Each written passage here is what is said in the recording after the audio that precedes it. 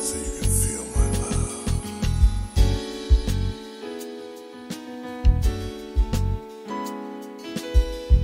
Kiss me right there. Touch me right there. Yes.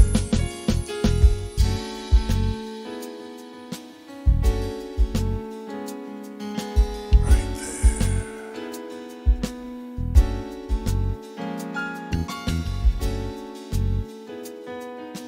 You feel so good.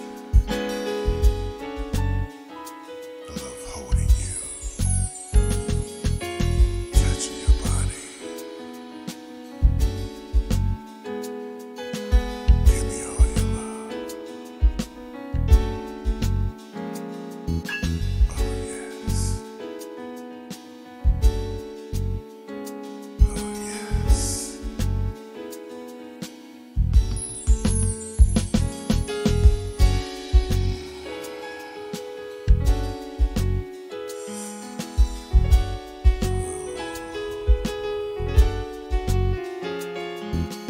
Yes. I love you. I love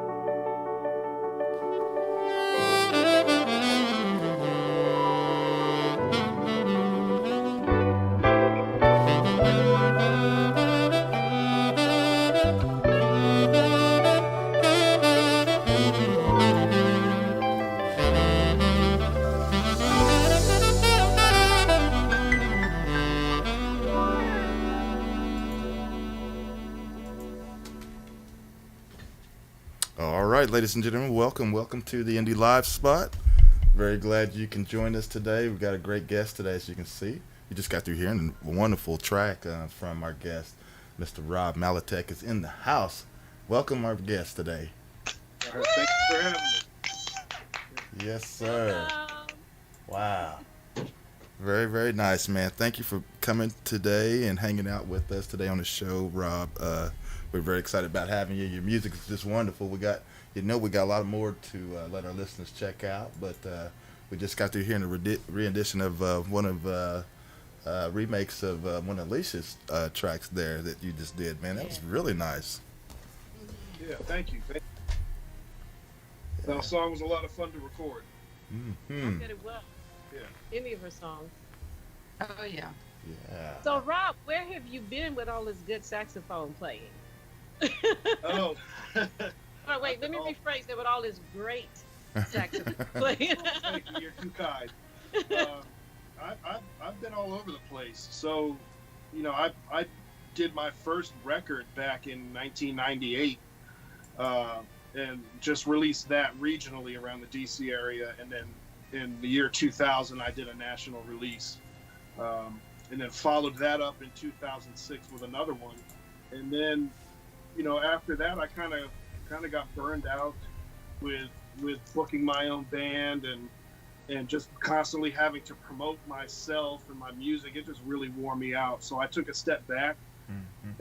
and just decided to be a sideman for a while Mm-hmm. and support other artists and playing with wonderful people like Christian J. Masones, um, Phase Two Jazz.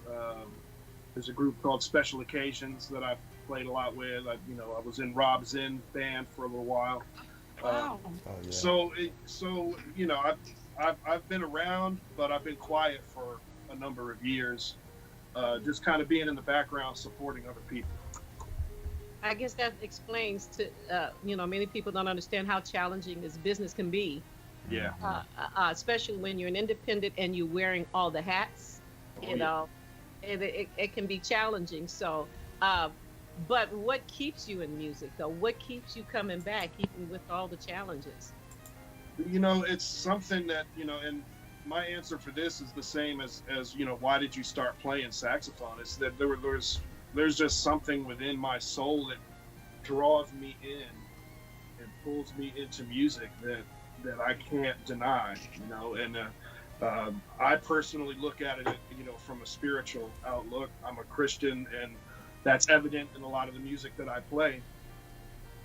So I feel a sense of calling to do this, Mhm. Mhm. and Understand. I just couldn't see living my life differently. I Right. have to play. That's awesome. And that lends itself to another question, because you said that you're a Christian, and I've asked other Christian musicians the same thing, that when I came back to music 10 years ago, there was a person or two thought that I shouldn't be playing in the world or for the world, and only it should be in church. And even one lady said you should play for free in church and let God do it, things like that. Yeah, How do you feel about playing outside? I already know how you feel about playing in the church, but sure. outside the church. Well, I look at it as, there's some aspects of it that are a job. Um, and, you can be a Christian and be a police officer. You can be a Christian and be a data analyst. You can be a Christian and be a school teacher. So, yeah, I know it's not exactly the same, but, I kind of look at going out and playing, smooth jazz clubs and festivals. Uh, as a certain aspect of it is a job, and then on the other side, that's an opportunity to share your gift in front of people that may not be open to coming to hear you in church. Mhm. Thank you. You know, Yes. and I don't, I'm definitely not a preacher or a pastor or anything like that, but uh, I've had hundreds upon hundreds of people that have made comments to me at shows, in clubs and theaters and non-church environments, where they said they heard something in the music that we played that night that made them think about going back to church, or made them remember when they were a kid and their parents used to bring them to church all the time. So, there's a couple different ways to look at it, and I think as long as you're behaving yourself and not getting crazy with it, which we all know is easy to do, and some people fall into that trap. But if you're behaving yourself, then I don't see a problem doing it. I understand. Exactly. And then also, one of my response to that is that, because it says in the scriptures, don't hide your talents. You need to share those talents. If not, they will be taken away from you. Yeah. Because he gave us those talents, those gifts, and they can be taken away again. Yeah, that's right. So why would we want to hide, or that one scripture, I can't remember which one it is, where they said, don't hide your light under a bushel. So if you're hiding your light under a bushel, no one can see, and no one can, you can't touch those other people, touch their hearts if they're, like those people that went up to you and responded saying, hey, well, that reminded me that I touched their spirit, that I touched their heart. And I said, I need to go back to church. You put that in them because of through your music. You influence, you touch them, and you show them your light. Yeah. And hopefully back to the path where they need to be on. So I don't see why. Hello. Well, because we're not supposed to hide our talents. We're supposed to share and make the world better. That's exactly right. Those talents. So I don't see why those people that are in church, like Joyce, and approach that. Well, you should only play in church and for free. I said, well, no, I need to pay my bills too, so I need to make a living, and this is my job. This is my career. So I don't know why they're just being so selfish about it. Yeah. Share.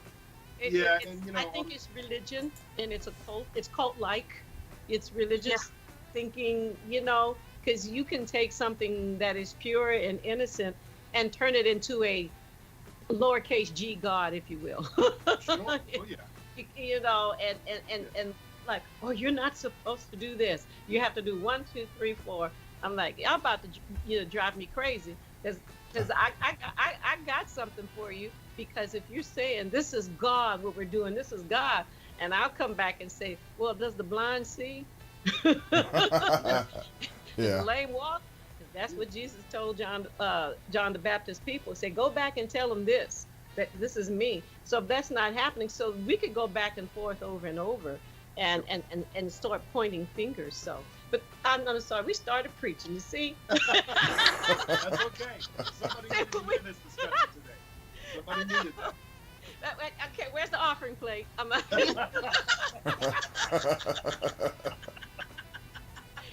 on, we need the organist with the fat cards. Come on, let's go. We need to put something in the building fund. I know, right? Well, how did you start music? Where did it all begin for you? Well, both my parents were public school music teachers, so I was exposed to many different instruments and different sounds at home from day one. When I was in the 5th grade, I thought I wanted to play cello, so I joined the orchestra in elementary school. I tried so hard to play cello, and it just wasn't working for me. And that wasn't the right instrument. And at the end of the school year, the teacher and I talked, and even she saw it. She said, I just don't think this is for you. And she was right. And a little while later, I decided the saxophone was where my heart was, and the rest of that is history. So, right. But yeah, it started way back in the 5th and 6th grade. It was a very interesting time. And which sax do you like best out of the primary, soprano, alto, tenor, bari? That's a hard one because it is. I really love the tenor sax, but I think if I really had to choose one, it would be soprano. Oh, really? Yeah, I think was expecting tenor. Okay. Yeah. Well, that one track I was telling you about when we were off the air, that soprano was off the chain, and I can't remember the title. And I was like, I love this. I love this. Your tone was great. Phrasing and everything was just, perfect. I love Definitely that. has a great tone. I like that tone Yeah, as Yeah. yeah. So yeah, you're a bad boy on that soprano sax. well. I appreciate that. What other instruments do you play? I play a very little bit of piano and a very little bit of flute. Okay. I've been working on my flute during the pandemic to try and get it up to speed to where I'm not embarrassed to bring it out. You're like, Last last summer when we had a few live gigs came back for a very short period of time, I was bringing it out and playing some things on it, but I can't get down on the flute like I do on the sax, so that's something I've been practicing. well, if you need help, you can ask her. Yeah. Now, Rob, Oh, you do most of your production too, don't you? I do. I'm also an audio engineer, which is what's Oh, saving my rear end during this pandemic. Yeah. And Since we can't perform. So Right. yeah, I've been doing, been mixing music for other artists and also doing corporate events, Mm-hmm. mixing audio, and I do a little bit of technical direction and management, as nice. needed. So Very nice. yeah. That's my weakness. Gary's like you. He's good at that as well, But I'm trying though. I just jumped in 6 feet of water and start kicking. Yeah. And some of that Tread stuff. water. Some of that stuff. It can be a hard swim, so to speak. It is, because Yeah. the more you learn, the more you realize you don't know. I had no idea how huge audio engineering is. And that's why some people, just like lawyers, this is like being a lawyer in a sense that, yes, you're a lawyer, you have a degree, you pass the bar, but you can't handle every aspect of law. So you have a lawyer that focuses on business contracts, on entertainment, on different family, exactly. Sure. And I see audio engineering like that, and that's why I don't tell anybody that I am, because I'm not. Gosh, when I tried to mix and master, it was like, okay, I'm gonna put that on the shelf and just pay somebody. Yeah, that's okay. It's mind-boggling because your ears get so flooded with stuff that I feel like I'm in the forest, and I have to back, or like I told Gary, I said I have to back away from it and then come back with almost fresh ears, Sure. and then I will hear things, because it can be overwhelming that I hear one note and I'm thinking, I know that note is not in tune. Why is it bothering me? But when I check it, it is. But it still sounds wrong. And so it drives me crazy. So I have to back away from it. Sure, I can understand that for sure. Now, Well, what Rob, about- I was going to say, have Rob tell us a little bit about some of the projects from the music that we're going to be playing today. We actually played, like I said, the one by Alicia Keys that you did a remake on, but that was actually come from a compilation of yours that's called Back Home? Is that right? Yeah, so it's a full-length record that I did. We released in 2006, and we recorded the majority of that project down in Nashville, which is, I've got a ton of friends down there, and we decided to go down there to record the project, and I brought my bass player, Adrian Norton, down with me, and a keyboard player named Glenn Douglas, who's also a DC area guy. Flew them down there with me to work on that whole record. Nice. And then we use some of the Nashville players to fill in on some other things, and Yeah. yeah, Very Cool. sweet.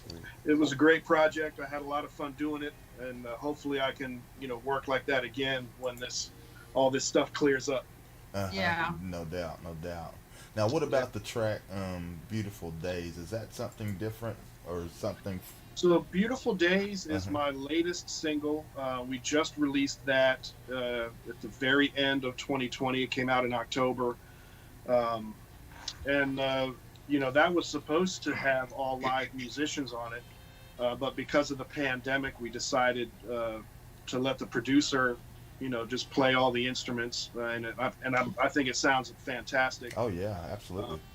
And that song came about because I knew I needed to release something to kind of reintroduce myself to the smooth jazz community. I wanted to put out another record, and I said, well, let me do a single and get this out there, kind of announce that I'm coming back to doing my own thing. And I was talking with a friend of mine named Willie Bradley, a trumpet player. Oh yeah, Willie. Yeah, we know Willie. Billy. Yeah, Willie and I were talking about what direction I wanted to go with doing new music. Do I go more towards the gospel side? Do I go more towards the smooth jazz side? And so we got talking about my inspirations in playing, and the first song that I remember hearing saxophone on that clicked with me and said, oh, I want to do this, was a Kenny G song off of his Duotones record back in the mid 80s. Well, the producer that produced the song that I heard is named Preston Glass. Willie had just done a record with him not that long ago, so he said, you know what, Rob, he said, why don't you call Preston and just get together with him. And so yeah, I got his contact information from Willie and reached out, and we talked and brainstormed about what the song should be, and and then obviously he's on the West Coast, I'm on the East Coast, so he said, you know what, instead of trying to get everybody together and having a problem with that, let's just let Preston do all the music, and I'll put sax on it and send it back to you. So that's that. So hopefully we have some work upcoming within the next couple of months. Awesome. From that, yeah. Cool. Awesome. Okay. Well, I think what we got to do is introduce that to our listeners right quick, and maybe I'll throw another one in there before we come back and talk some more with you. Okay. And everything and all this. Do y'all have anything y'all want to ask him right before we do this? Anybody? No.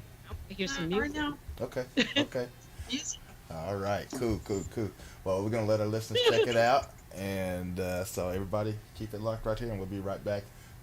If you just tuned in, we are talking to Rob Maletick. He's our guest today on the show. We're excited about having him on today. So Yes. keep it locked right here. We'll be right back.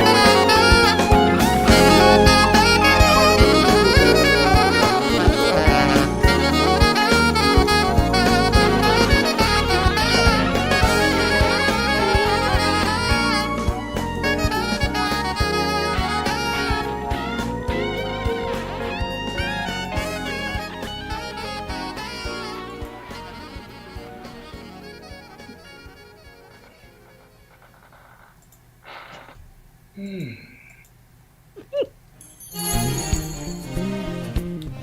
right, ladies and gentlemen, we are back, and hope you can hear everything over this chair that Ray keeps cracking on over here. No. Uh, oh my goodness! But anyway, we're back. You just got to hear a great track from our guest Rob Maletick. It was a really cool track. Well, to begin with, when we went into it, we actually started with "Beautiful Days," and then we went with backwards talking. So anyway, very nice, Rob. Very, very nice. Yes. Thank you. Thank you. Absolutely, absolutely. Thank you. Okay. I mean, Go ahead. no, you go. When we were off the air, I asked you because I wanted to know how long you were with Rob Zinn because we know him as well. Yeah. And so, yeah. basically, So you done, Ray? I was with him for it was about a year, maybe a little bit longer than a year. I met Rob on a Christian de Masones gig. Oh, okay. He was doing one of his, he would do these large concerts every December, and he had Rob Zinn as one of the special guests. And so I met Rob through Christian. And then, when Rob did his, right before he did his record with Paul Brown, he had me come do a couple of gigs with him. And then after that record came out, I did quite a few more. And then, I got busy doing my stuff, and he got busy doing things with Andrew New, and they formed a little duo together. So, but yeah, we met through Christian de Masones, which has been a great, playing with Christian has been a great experience for me. He is really good at bringing a bunch of different players together.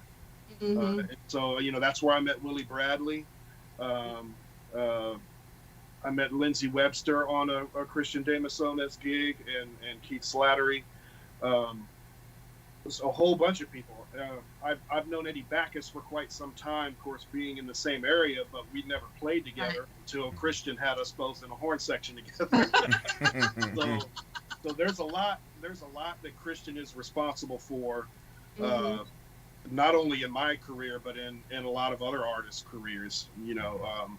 And I'm going to give him a little shout out. He had me on his song in the studio on his song "Good Old Days." Oh yeah, like that. I'm playing on Hispanica. Oh wow. And also Latin Jive. Oh okay. Yeah. All good tracks.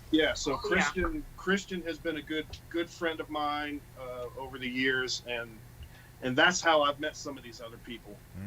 Like Rob and Willie, and So how long had you actually been performing?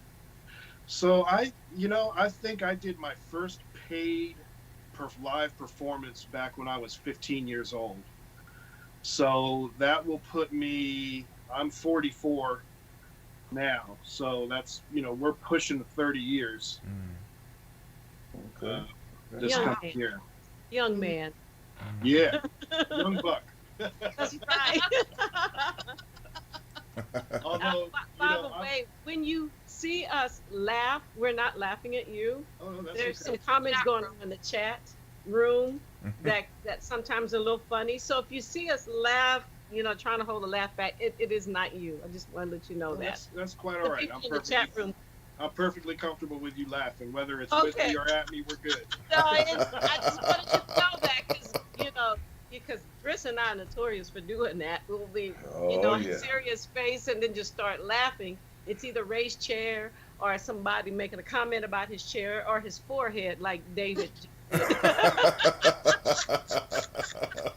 That's all I had. I don't know why the camera just dropped down. I know. I was going to say, man, Ray's acting like a little kid today. I'm just going to spank him. No, that's all that just dropped down. I think it's a horror movie. I see this big hand. I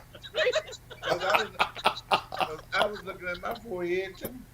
Yeah, but you should have muted your mic while you adjusted that camera because you were overpowering Rob. Yes. Yes, we were. It's all good.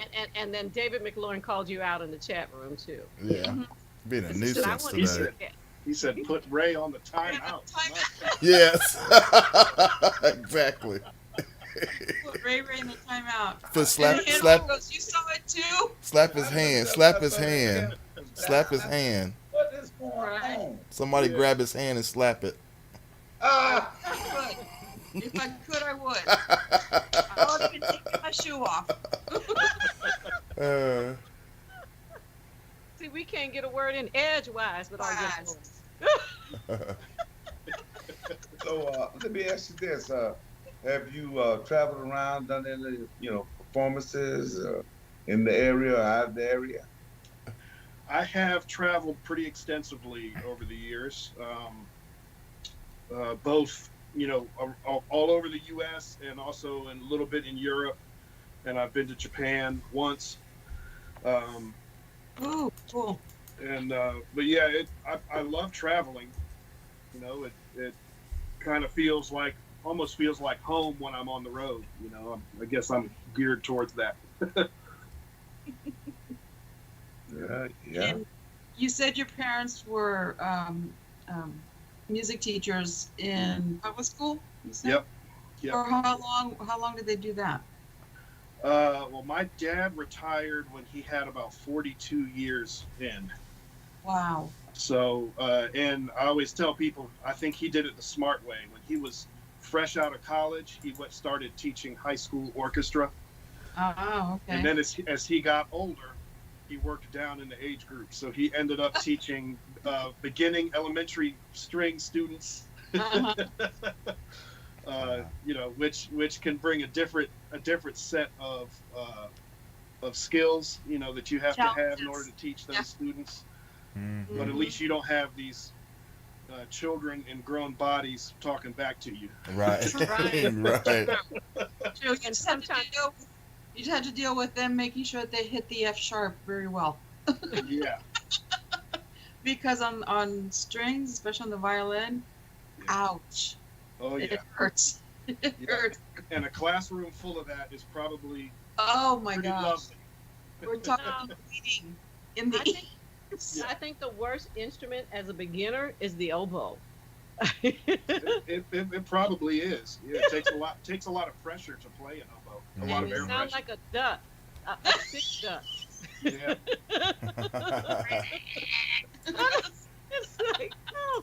So you were saying your mom, she taught music too, right? She did. She was a general music teacher, and she bounced between middle school and elementary school Okay. for her whole teaching career. So you Good, didn't man. have a choice. Yeah, it was there the whole time. So you have any other brothers and sisters that's doing what you do? I have one older brother, and he actually was a cellist all through his school career, but he's not doing music for his job now. Hmm.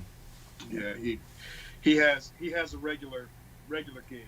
Mm, Okay. a then. regular job. Yeah, Still play though? Does he still sit and play? he doesn't.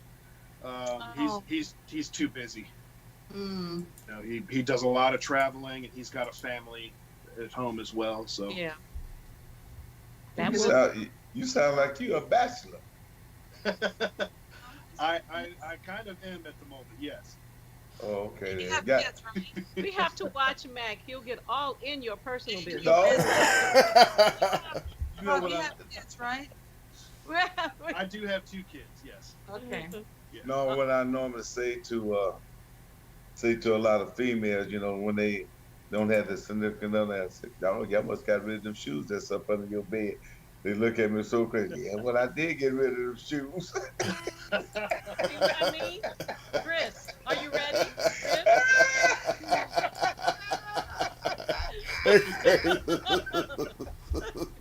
Lord, I tell you, they look at me so strange. Just shake their head, say, well, I'm you right. surprised it didn't run away from you. Oh. Do your kids show any interest in playing a musical instrument? Or being My daughter sings, Oh. and she's pretty good at it. So she's a high school student now. She's in chorus in school. Cool. My son hasn't taken up a musical instrument yet. He's only 10, so he's got time. Right.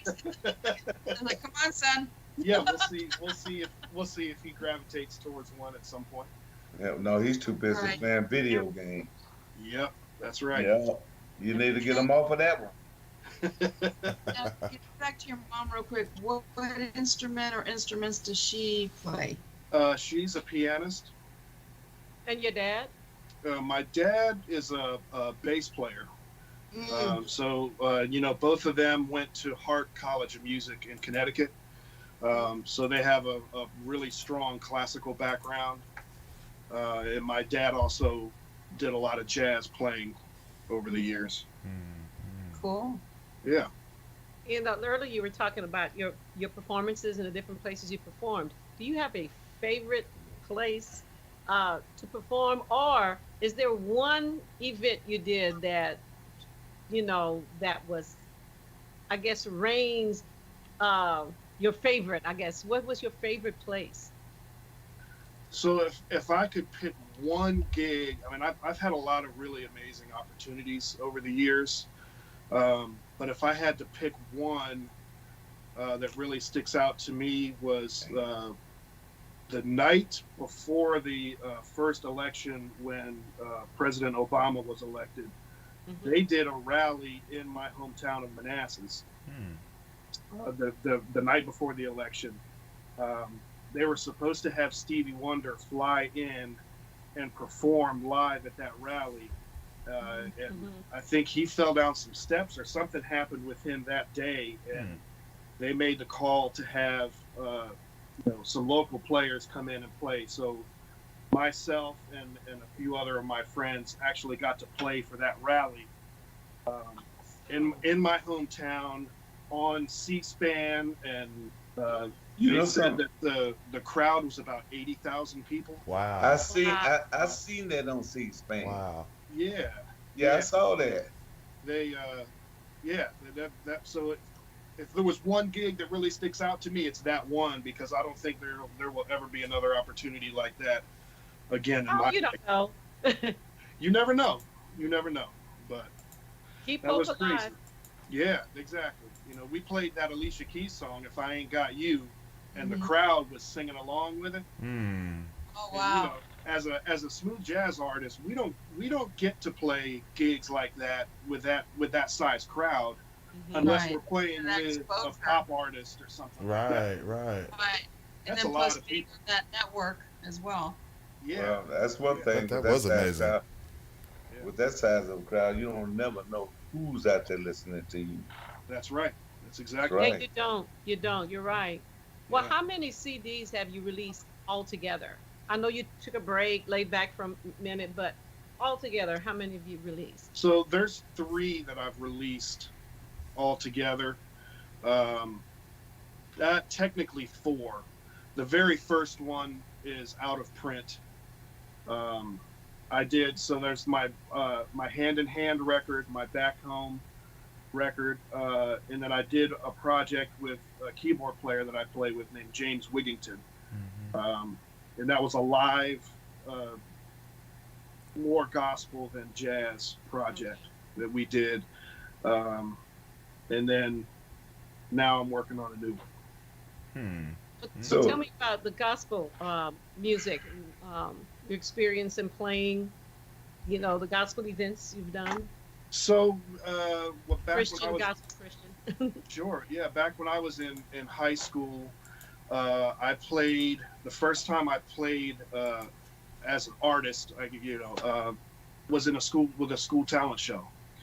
I was playing with a rock band at the time, and I convinced them to learn this Kenny G song so that I could play in the school talent show. And so this rock band backed me up. And afterwards, one of the guys from another group came over and talked to me, and he said, this style of music that you're playing is really up our alley. Why don't you come hang out with us? We have a gospel group that maybe you'd be interested in sitting in with called the Youthful Spirits. So I came and rehearsed with them, and they wanted me to join the group. So I joined the group, the Youthful Spirits, when I was a junior in high school, and that was a group with 4 vocalists out front. Okay. And the style was very contemporary gospel. They did a little bit of gospel go-go stuff since we're right outside DC. Okay.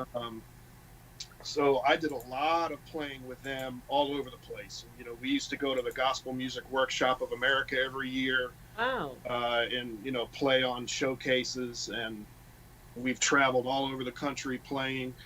So that was really my entrance into the gospel arena. Even though I'd been in church all my life, uh, it that part didn't click until I joined this group, and I still play with these guys in other various groups today, and they're all great people and really good friends of mine. So that's how it started, and then from there it just, you know, it blossomed out. I got to meet all kinds of artists from this area and from New York and Atlanta and Detroit. I managed a live concert venue for a number of years here in Northern Virginia that was just dedicated to doing Christian events. So through managing that facility, I got even another way of being introduced to a lot of different gospel music, and we had everybody who was anybody through that facility in the well, it was right around 2000, like 1999 to 2008, 2009. Okay. Cool. Yeah. Yeah. All right, go ahead, Mac. Do what now? I said, go ahead. Yeah. Get No. your word in edgewise. Get so your we- word. Don't tell me you're speechless. Oh my goodness. No, I'm not speaking. Okay, since you actually played with the gospel See? groups and things like that, did you turn it into? I know a lot of it says gospel jazz. Was it on that same lines? Yeah, I did. And if you listen to the Hand in Hand project that I have out, there's the second half of that project was recorded live at a church here in Manassas, Virginia, and I did some hymns and a couple of original songs live that were definitely 100% gospel. And I was for a while I was pursuing the gospel jazz genre pretty heavily, except the industry really hasn't developed that enough, I think, to just lock yourself into that. I think it's okay to do that, but if you close the other doors, then I don't think there's the opportunity to really make a living doing it at the moment. Right. Well, I know like Kirk Whalum, he also, he's doing his jazz, gospel jazz also. Oh yeah. Yeah. Then I know some some cats that doing podcasts. That's all they're doing is gospel jazz. Yeah. Right. Yeah, and there's some really great. Of course, you mentioned Kirk Whalum. Right. Most folks are familiar with him, but there's guys like Phil French. Yeah. Phil French. Angela Christie. Yeah. I know Phil. He lives here in Dallas. Right. Yeah. There's a lot of folks that are doing it and doing it really well, and I think it's just starting to really develop to where there's enough artists doing it to start considering it its own genre.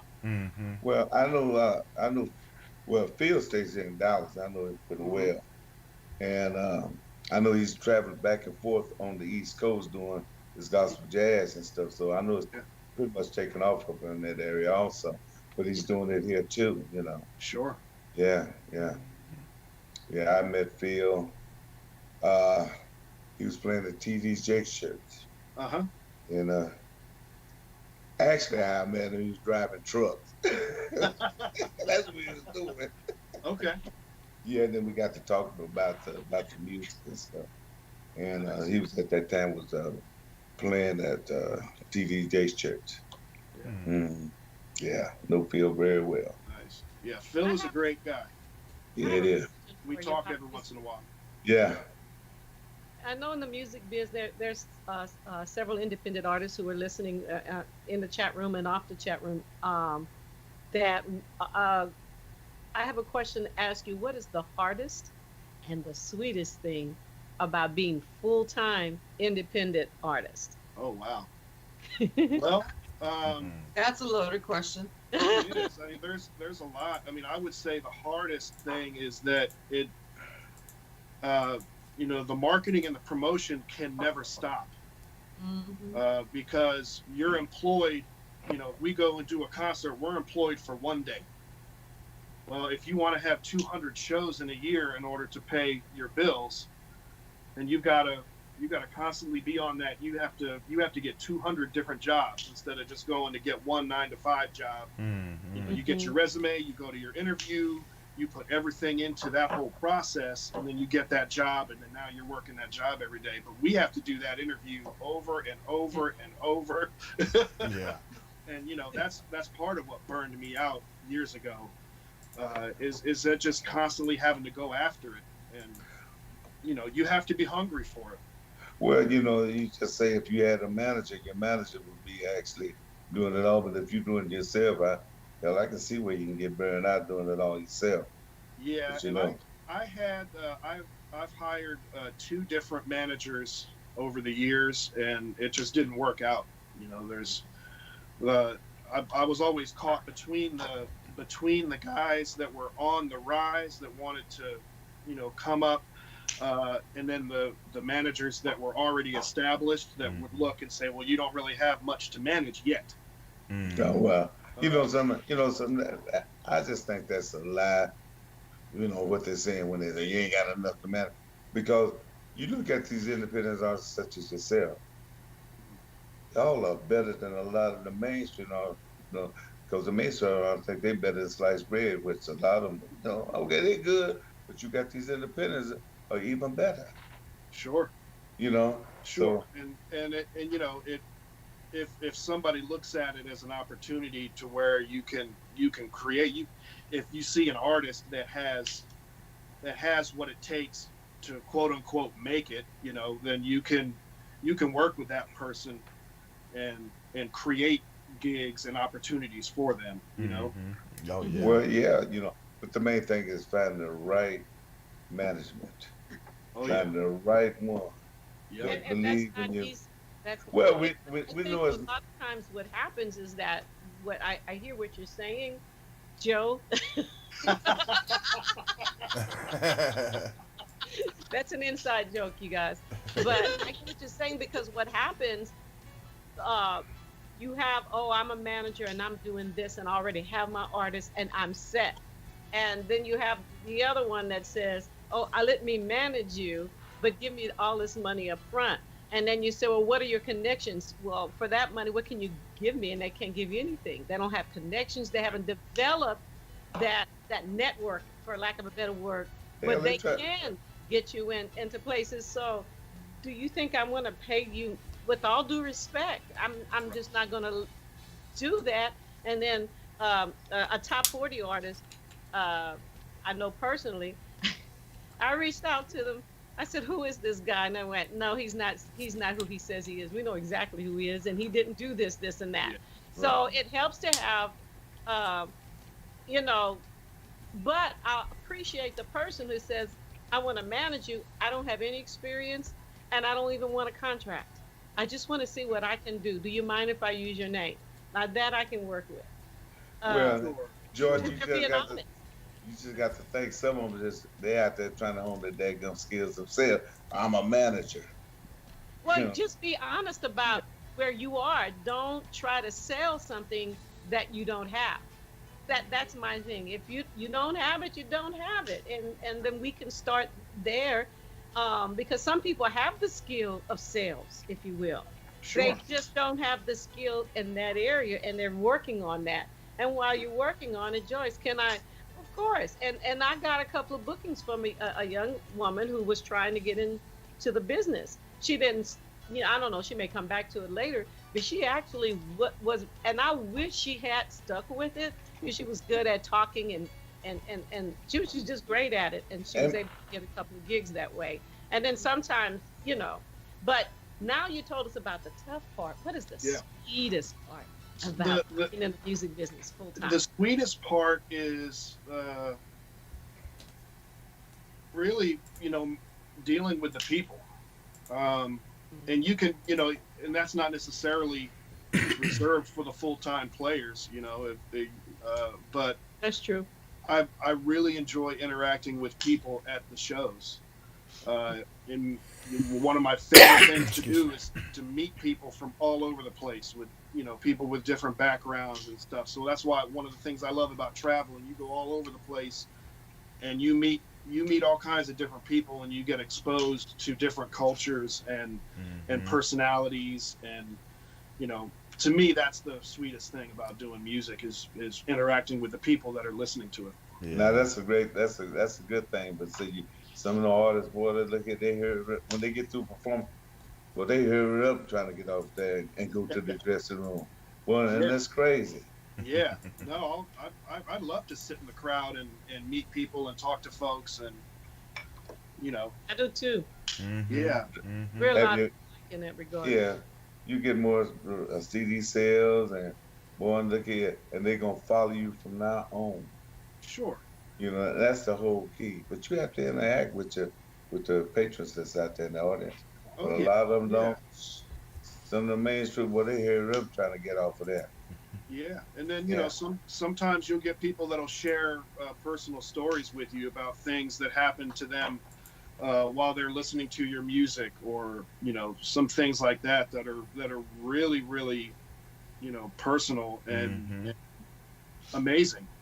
Well, yeah, And music has the ability to touch everybody. Yes, it does. That's right. You just think about some of the back in the day, some of that old R&B, some of them groups. Ooh, child. Oh yeah. Boy, that's when I got that baby of mine. That's son of mine. Boy, that's right. It's a fact. Yeah. It's a fact. It's not Jack. What? That's a fact. It's a fact about all that, and all the tragedies they done had in their families. They come with that because of certain song that they heard that remind them of that. It's just it's just a part of life. Yeah, it's that, or I had a situation where I was working with a promoter for a gospel show with a huge gospel artist that I'm a big fan of, and we were in Baltimore, and this gentleman flew in to do some publicity on a local television show. So we took him around town and helped him get to the news station and all that good stuff. Well, he wanted to take us out to breakfast, so we ate at a restaurant that was real close to BWI Airport, and there was a group of Army soldiers that were cycling back to the U.S. from Iraq. And this one gentleman came over and he said, "I don't mean to disturb your breakfast. I see you guys are eating, but I might not ever see you again. But I just want to tell you how much your music has blessed me." And he shared with this gospel artist that every time they got called to go into a battle, in his little Humvee, they would put in this gentleman's music and listen to his music and get prayed up on the way. Wow. There's little things like that in other jobs I don't think you get. Right. It really goes a long way. It does. It does. Yeah. It really does. Yeah. I still get emotional just remembering that experience. That was Chris and I were going, ooh. That's heavy. Hold up. Well, I think this would be a great opportunity to go back into some more music. Sure. And then we'll come back and talk some more. In fact, when we were talking a little bit about the Hand in Hand project, the title track Hand in Hand, I think we'll start off with that one. Okay? Yeah, and you'll get to hear a little bit of Kirk Whalum on this one, playing the tenor. I'm playing soprano. Cool. He's playing tenor sax. Nice. All right. Very nice. All right, everybody. We'll be doing that, and if you just tuned in, we are talking to our wonderful guest, Rob Maletick, is here with us, and we're gonna go into some more music, and we'll be right back. So keep it locked right here on the Indie Live Spot. There's Ray's chair. Chair. Oh, give me strength.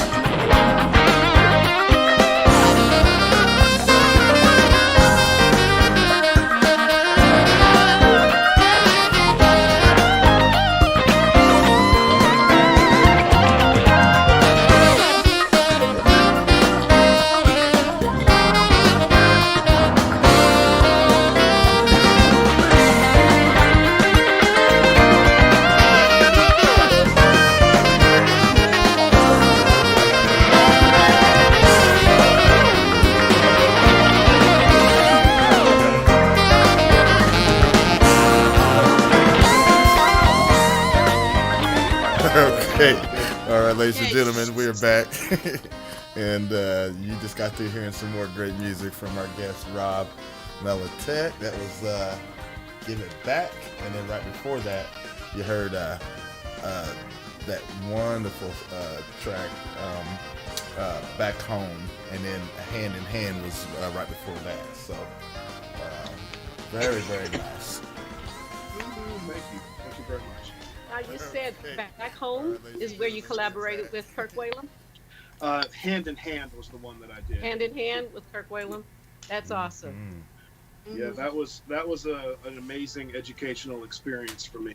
You know, he's one of the greats. Elaborate. He is one of the greats. Yep. Yeah. You know, and I'm hoping the history books, you know, put him up top just like I do. Me too. Well, you know, just like I was saying, I think I was saying behind, but a lot of people don't realize, they think Kirk Whalum is from this area, but he's not, from Houston. But he got his start right there in Corpus Christi, and from there it's history. Yeah. You know. Yeah.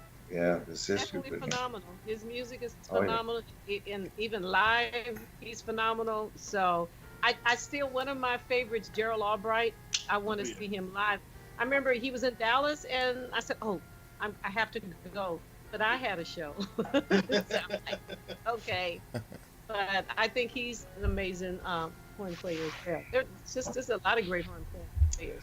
But like I said, I was off the air, but you right there with him, my brother. You right there. Now the question is, So, okay, can't get a word in edgewise because you keep interrupting. I'm trying to get it in before I forget. I see. Okay. Back to you. So since the pandemic is going on, so what are you doing? Just sitting back doing writing music, recording? Are you getting out there playing a little bit? Of what's going on? I've done a couple of gigs, not that many at all. And you know, as here in Virginia, things have opened and then shut back down again, and you know, so there are varying levels of lockdown for the pandemic and what they allow restaurants to do and all that. So I had let me think of my last live gig was the very beginning of December, I think. I did one, and then before that it was 3 or 4 months, you know, in between. So that's rough. Yeah, it is rough. I've been writing and recording. You know, I've been doing my audio engineering stuff. You know, I'm blessed to have connections with audio visual companies around here that, you know, all these companies that used to have big sales meetings and all these other types of meetings in one location now have to go out and do a live stream. So they need to bring in a full crew to do audio, video, lighting, you know, all of that stuff. So I've been blessed to be able to tap into that a little bit. That is good. So what you're saying, you bring in another income. Oh yeah. Well, I'm gonna say, I know you're hungry. Yeah. No, you're hungry. Yeah. You're hungry. I'm always hungry. Yeah. You got to have to do something, you know, because you know, which I understand is, you know, the performance is kind of hard, and you know, it's, you know, in between there. And I know you had to be doing something. Yeah, and you know, I heard somebody else say this. These aren't my words, but I really enjoyed hearing this. Is that somebody said there is not a business school in this country that can teach you how to run a business for 18 months with zero income. Right. You know, that just doesn't happen. So you know, it's up to us, you know, to kind of back up and punt. You know, we got to figure out some way to make things work in the short term, at least. You know, to get through this until we can play again. Yeah.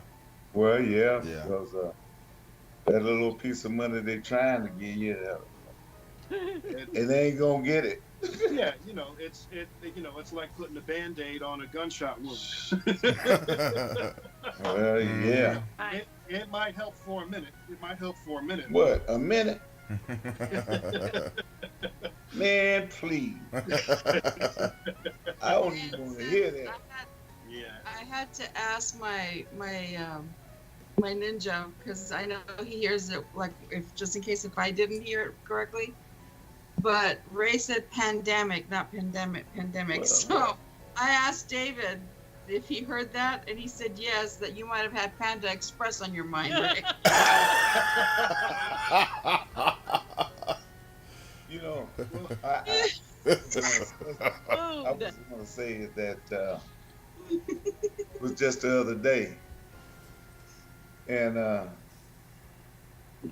I didn't realize I had got that little $600. Hell, I already spent that money, and I said I got that little $600. I spent it. I had it.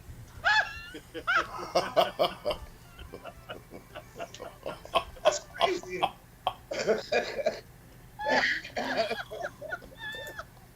Yeah, those little nuggets. Mac, I didn't know you had a band.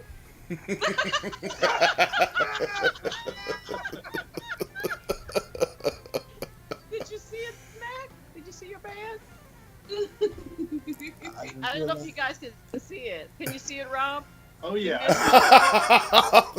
You may have to populate it again because I think they missed it. I saw it. Smurf and the Smurfs. And look, there's a Smurfette. And the Smurfette. There you go. I was trying to think of another name. That works. It's Smurfette. Oh. See, Rob, I go. Comes out of his mouth, and ain't that the truth? See, we be talking about music, and I say something else, and I tell you, I go through this every week, but I'm cool with it. Well, then why do you keep saying it? Why do you keep mentioning it that we do that every week? Well, I just want to let you know, because I'm supposed to say something else. Crazy. All right, back to music. But yeah, I just want to know what you're still eating. You know, you have to be doing something else, because I know you have to go crazy sitting up in that room. Oh yeah. Spirit, yeah, I can understand that. You know, Yep. But yeah, see, most of the artists just doing this, sitting on like Branco, they just sitting home doing their thing, drinking wine and promoting the wines and everything. Yeah, we don't have that kind of money. You kind of Yeah. What's wrong with that, though? Right. If you have another product to sell, do it. You know, in the middle of your show, I've seen artists do that, and they have another product. I saw another saxophone player. She was selling some beauty products, and that was part of her show. I said, go for it. You can be versatile. If you have something else that somebody might be interested in, I don't see a problem with that. Well, You have to be creative right now. That's right. Well, I think I'm gonna hit Hennessy and have me a Hennessy bottle of it, pouring up a drink, Hey, go ahead and get a sponsorship. and get a sponsorship out of it. Yeah. No, we need that for GHP radio. Well, that's what I'm talking about. You know, sitting there while, I know y'all ain't gonna do no drink. I'm subject to do some drinking. Yeah, you're subject to do a lot of You've things. done it before, so Ain't nothing new, huh? I'm surprised you don't have that humongous bottle of rum. No, but I got a big old bottle of Hennessy though. Good on you. All right, Got a back big to old me. bottle of Hennessy. Back to Rob. You see, that's why we don't give him the table, Rob. Because it'll turn into a Hennessy discussion. It'll turn to Hennessy. It'll Or turn something to your else. personal life. But The we TMI kind of stuff. The You know, TMI. like, but we always come back to it. Yeah, that's all good. We all come back to it. That's the thing. Okay, I tell you what. I think I always say this jokingly on every show. Rob, I think we should collaborate on a song and call it TMI. There you go. I like that. I like that. The title TMI. Yeah. On the other show, who was it? I made a joke with. I said, let's collaborate and call it the squeaky chair or something. Who was on the show? I can't remember. It was. Oh gosh, because Mac's chair was just out there. Yeah. Well, look here. And this is a new chair. A It's serving. It's not that. Well, Well, you've been I, saying that for a year, so it's no longer new. well, this, I don't think I had this one for a year yet. I But think no. so. All right. It's Yeah. getting there. It's close to a year, so it's not Yeah. new anymore. I You know, guess when I you did. said you played cello, I was kind of disappointed you didn't stick to it because I love the cello. I love it. I love Yeah. Oh, I love round listening warm to it. tones. Yeah. yes. I tried it. You know, I majored in music education. I had to touch a lot of instruments, not Uh-huh. be expert. So in the string class, I hated the violin because that's just too painful and it was close to my ear. But the cello, for some reason, it was just too huge for me because at that time I was just a little over 100 pounds. But I really did love the cello, and I remember, you know, the fingerings up here, and I said, you know what, I could do this, but I can't carry it across campus. But Yeah. but if you had to play another instrument right now, what instrument would you play? Oh, I would probably go with cello. Oh, really? Yeah. Why not the bass? You know, I have a bass guitar that I play around with every once in a while. I'm talking about the upright bass. The upright. Upright bass or Yeah, electric. you know. Bass. That would be cool. Yeah. That would be cool. Yeah, but the cello is beautiful, though. Yeah. I'd understand that. Yeah. And you know, I would probably focus on. I'm like you. I play piano a little bit, just Yeah. a little bit, not enough for me to put it on my resume, you know. But I would like to go back to that. I have, What about singing? Do you sing? I do sing. I try and shy away from it just because I'm a little shy with it. But I do sing. Oh, another key. What you trying to say? I do sing, and the guys, you know, the guys I play with live always tease me that I'm afraid to sing. You know, they're like, just sing. You know. You know, What do you think? You need you some auto tune or something? No, it's just I think I've played saxophone so long. I'm used to having that horn in front of me as a crutch. Mhm. oh, I'm kind of hiding behind the saxophone, and without it, it's just a whole new world, you know. Wow. Well, just have it hanging around your neck. Do your sax solo, then go in and do your voice. There there you go. Uh-huh. That's how you do it. Just go on. You still hide behind Yeah. the sax. Yeah. I think we should. Why don't I challenge you that your next release is going to have you doing some singing on it? Yeah, they will. And Sing on it. I've actually been looking for somebody to do a duet with. Hmm. I have a few vocalists in mind, so Hmm. Okay, then do it. yeah, it's coming. It's coming. Mhm. Very nice. Okay. Well, Do it. bef- And once you get it done, make sure you send it our way. I sure will. definitely. For sure. But Rob, before time gets away from us, why don't you let everybody know how they can follow you and perhaps purchase your music and all that good stuff. You have a website or some of your Sure. places to go. Sure. You can find me online at robmaletick.net, and that's ROBMALETICK.net. That's my website. If you type that name into Facebook, you'll find my personal Facebook page, and my music Facebook page as well will come up, and you can connect with me there. Mhm. I'm on Twitter at Rob Maletick, and on Instagram it's rob.maletick.sax. And then if you feel inclined to to take me home with you, you can go over to the iTunes store Mhm. I love and type my name into iTunes, and there's all kinds of stuff there you can purchase and have with you to play whenever you would like. Very nice. You know what? I'm going to steal that from you. Yeah, I say that a lot at live shows when we're selling CDs. I'm like, you could take me home with you tonight for $20. Uh-huh. Like that. I'm Yes. stealing that Here's one. the CD. So if you ever hear me say it, no, yes, I did steal it from you. Yeah, that's all right. You can have it. You can have it.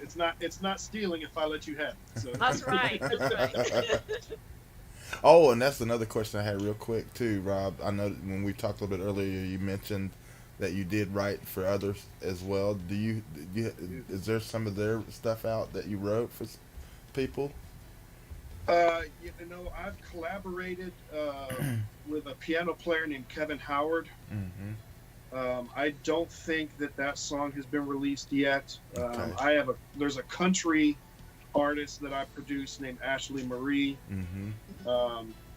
We did one EP with her, and I co-wrote and produced that project. I co-wrote some stuff with Christian De Masones. And I'm looking for the right song to have him on my next project as well, so you can, keep that on the radar. Yeah. So there's things floating around. There's a couple of R&B artists that I've collaborated with who haven't released the music yet. Okay. But there's a lot that's floating around in no man's land, for the lack of a better terminology. I hear you. Mm-hmm. Yeah, but Okay. there's stuff coming. Very good. Very good. I know. Can't wait to hear that. Mm-hmm. All this good music. Oh my goodness, all this good music. I remember when somebody asked me when I came back to music, "Oh, do you want to be famous?" I said, "No, just successful." Yeah, because I'm not interested in not being able to go to the grocery store, if you know what I mean. Exactly. Yeah. I mean, I was with Donnie McClurkin, and we had to take him to we had to take him to a Walmart because he needed something at Walmart, and literally he needed everybody that came with him around him, just because there were so many people, and it's like, oh my Lord. Yeah. I'm glad Smooth Jazz isn't like that. If somebody recognizes us, somebody may come over and say hello somewhere, but but it's not that famous stuff. We can still go do our own shopping and Right. And you think with gospel music we would be more, respectful? I don't know what the word is. Well, Well, yeah, and people are respectful, but when you have an artist that you listen to 24 hours a day, and their music really means something special to you, and then all of a sudden, you're buying deodorant at Walmart, and you look over, and there's that artist that walks by. It's a little overwhelming for some people, Well, most of them wouldn't even think an artist would come through there and Walmart just to buy some deodorant. Yeah, I'd probably take a second look. Like I think somewhere they said Beyonce and her daughter were at Target. Now, I admit I would have stared at that. Yeah. I guess it don't make no difference how much money they got. They gonna go to Walmart or Target or whatever the case may be, right? Yeah. Walmart. He said Yeah. Walmart. Yeah, Walmart. He meant to say watermark. There you go. As them truckers say, Wally World. Right. Wally World. And Target. Yeah. Yeah. I know I was doing some staging with Al Jarreau, and I drove my old piece of car down, to the amphitheater. Yeah, Mahuti. And after he done sound check, he wanted to go and get him a drink. I said, well, he went and bought a bottle of Hennessy anyway. I'm talking about, he said, I don't want nobody, I don't need no limousine, none of that. Let's get in your car and go to the liquor store. So we went to the liquor store.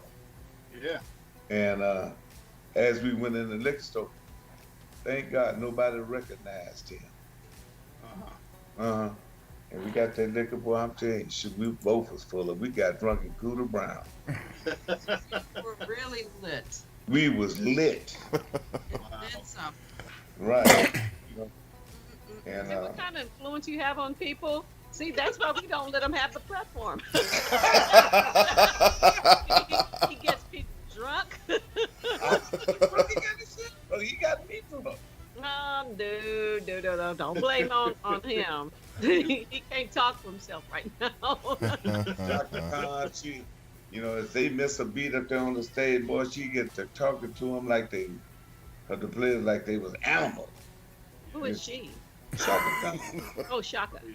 Shaka, yeah, she would talk to them bad, and then she'd go back in the dressing room, pour up some Jack Daniels. See, that's why we don't give him the platform. See, he's back on liquor again. I don't know how we got here. Always Yeah, it goes back to that. My goodness. That type of thing, you know. Well, is there anybody out there that you want to thank for helping Yes, you in your shout-outs. career? Oh wow, there's so many. Um, Because we're about to wrap up here, so Okay. I thought maybe you want to give some Sure. a shout out to. so obviously, first of all, my parents. They got me started in it. My brother helped support my career for a number of years. A lot of times he would come to my shows with me. He helped produce the Hand in Hand project with me, being there in the studio and making decisions on what to do. So definitely have to thank my brother Chris. Mhm. And then, everybody that's ever booked me to play has been a major influence and a major help, because every gig I've done with somebody else, I've met other people that just blossom. You do a gig with an 8-person band. Well, there might be 3 or 4 of those guys that have their own thing going on outside of that band. Mhm. So, Mhm. everybody from Youthful Spirits, Special Occasions Band. I've played with Marcus Johnson before. Nice. He did a lot with introducing me to people. Christian De Masones, Rob Zinn. I mentioned Willie Bradley introduced me to Preston Glass. Mhm. When we had Smooth Jazz 105.9 radio here in DC, there were a lot of Right. personalities on that radio station that gave me advice and were encouraging to me over the years. Kirk Whalum has been a huge influence and a mentor. So I'm not wealthy, but I'm rich in relationships and experiences. And it's, That's priceless, though. as I'm thinking through all these things I'm saying, I almost kind of feel guilty that I've had so much. I've had We could opportunities. trade. Yeah, I've had opportunities that people would fight for. Yeah, Yeah, that's a blessing. it is a It is. blessing. It really is. The evidence that it's not us, it's God. Amen. Hello. Mhm. Yeah. Yeah, yeah. And happy for you. Really happy for you. Yeah. Thank you. Well, I'm just glad you're not out there being home. Oh, You I know what I'm appreciate saying? that. I'm just glad of that because this is a whole different world now. The Bible says you never see the righteous forsaken or his seed begging bread. He's eating. He's eating. Okay, well, let's wrap this thing up. I want to thank you so much, Rob, for hanging out with us today. We really enjoyed talking with you and Yeah. Thank you for having me. getting to know you. So yes, absolutely. Anytime, come back anytime you want to, and definitely keep us abode on what things are, what you got, your projects or what have you. Just Sure. we'll definitely have you back on the show. Sure. Thank you very much. Absolutely, absolutely. And I want to thank everybody for tuning in today, and all of our friends in the chat. And of course, we'll be back here, same place, same time. I think Grizz will let us know who we have scheduled for next week. So Yes. I want to tell everybody to have a great weekend. Be safe out there, whatever you're doing out there, and we'll see you next week. And I'll pass it over to Ray, Joyce, and Grizz. Well, I don't have too much to say. Wow, really? You and the chair and the camera. Say good night, Gracie. One thing I can say, y'all be safe out there, and everything. Make sure you wear that mask and do the proper things, Yeah. And I guess see you later. Bye. And what an honor it is to have Sax Brother, if you don't mind me calling you Sax Brother, I'll do That's that, fine. on the show. I love your music. Still didn't play that track that one. I'm going to go back and find that track that I really love on soprano sax. Okay. And that was just an awesome track. And what a blessing. It's exciting to see, people succeed. It's and hear their stories. And thanks for answering my questions off the air too. I appreciate Sure. that. Anytime. And hopefully, I can, connect with you on social media so I can keep up and support what you're doing. Oh, So, thank you. yes, God bless you and stay safe, keep safe, and may God bless you with even more than what you could ever ask or think. Oh, thank you. God bless you as well. Thank And you. tell Annie, thank you. Thank her for sending you over. Yeah, I do. Yeah, I didn't mean to leave her out of my shout out. That's all right. I was going to do Annie it anyway. Rodriguez, if you're listening, thank you so much for introducing me to these fine folks. Yes, This has thank been you. fun. Thank you for Thank him. you, Annie. Yes, thank you, Annie. Yes, Annie. Thank you. Okay. Again, thank you, Annie, for introducing me to Rob and his music. And Rob, thank you for taking the time to be with us today. I really, really appreciate it. Thank you. And just love your tracks. When I got them, I'm like, oh my gosh, so good. So we can't wait to have you back when you have new music. So I was like, yes. Love that. Yeah, Hopefully thank you'll be able to get that, those released pretty soon so we can get you back. Yeah. I want to thank everyone that's in the chat room, everyone that was just out there listening and not being in the chat room. Thank you for being here. Next week, join us. We have a pianist. His name, I'm hoping I don't butcher his last name. If I, sorry, Sean Ulias. Oh yeah. Am I pronouncing his name right? I think so. Okay. I think so. He's going to be on our show next week, so please join us. Invite some friends to join you, so that way we can grow this brand. Help us, Yes. please, Cool. please. Have a great weekend, everyone. Be safe out there, and we'll see you next week. All right. Ciao. All right, ciao, everybody. We'll see you next week. Ciao. When you are in my spirit, makes my world dance. Where would I be without you? I can't imagine.